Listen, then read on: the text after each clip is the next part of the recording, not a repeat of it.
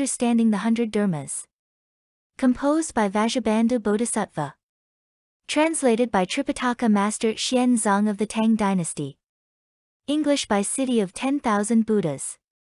www.cttbusa.org. 4. The 6 fundamental afflictions are 1. Greed, 2. Anger, 3. Foolishness, 4. Arrogance, 5. Doubt, and 6. Improper views. Commentary. Division 4 is the 6 fundamental afflictions, which in turn bring about the subsidiary or derivative afflictions. The 6 fundamental afflictions are actually the 5 dull servants: greed, anger, foolishness, arrogance, and doubt, together with the 5 sharp servants or improper views: the view of a body, extreme views, the view of grasping at prohibitions, the view of grasping at views, and deviant views. The 5 dull servants: 1. Greed. 2. Anger. 3. Foolishness. 4. Arrogance. 5. Doubt. The 5 sharp servants: 1. View of a body. 2. Extreme views. 3. View of grasping at prohibitions. 4. View of grasping at views. 5. Deviant views. Greed, anger, foolishness, arrogance, and doubt are called the 5 dull servants, because they entail a lack of understanding, an inability to make sound judgments. Furthermore, their onset is very slow and obtuse, hence the name, dull servants. The sharp ones, on the other hand, are very quick, able to assess situations quite rapidly and decisively. The first one of these afflictions is greed. Greed is impossible to satisfy. There is greed for wealth, for sex, for fame, for food, and for sleep, as well as greed for forms, sounds, smells, tastes, and objects of touch. Second is anger. Being greedy and then not obtaining the object of one's greed leads to the arising of anger. When things do not go according to one's wishes, one becomes angry. Once anger arises, it culminates in foolish behavior.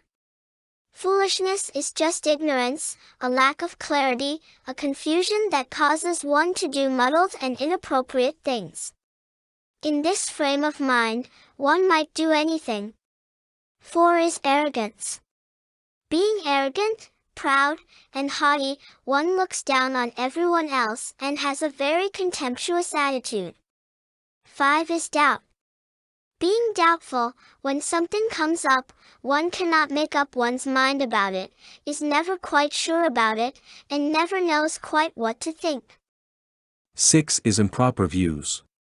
As mentioned, this single fundamental affliction divides into 5 parts. 1. The view of a body. One is attached to one's own body as being me or mine. One regards the body as belonging to and comprising oneself and regards what belongs to a self as actually being oneself. 2. Extreme views. The view of a body leads to extreme views, and then causing one to be prejudiced to one extreme or another. If one does not lean too far to the left, then one leans too far to the right. If one does not go too far, one does not go far enough. One is not in accord with the middle way, hence the term extreme views. 3. The view of grasping at views. This kind of grasping is the same grasping found in the 12-fold conditioned arising. This is the deviant view of mistaking what is not a result for a result. People with this kind of view may claim to have attained an unattainable result.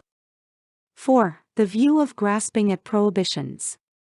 This is the observance of precepts that should not be observed.